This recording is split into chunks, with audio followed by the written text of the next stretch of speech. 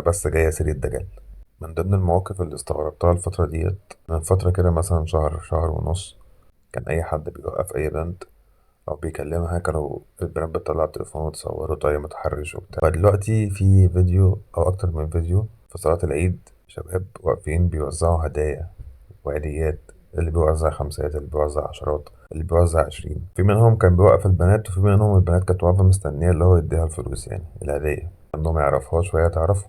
ليه البنات بقى هنا ما صوروش الشخص دوت أو الشباب دول وقالوا بيوقفنا في الشارع وبيعتدي علينا وبيتحرش بينا والكلام دوت؟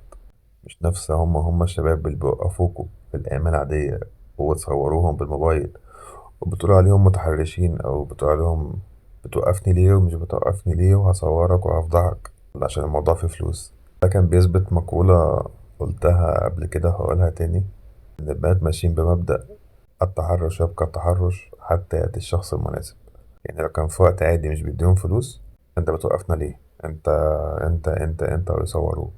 لكن عشان بيدوهم هدية وهدايا وبتاع والكلام دوت، والموضوع جاي على دماغهم سكة. فلا، ده شاب جنتل جدا وكل سنة وانت طيب وجدع ورجولة.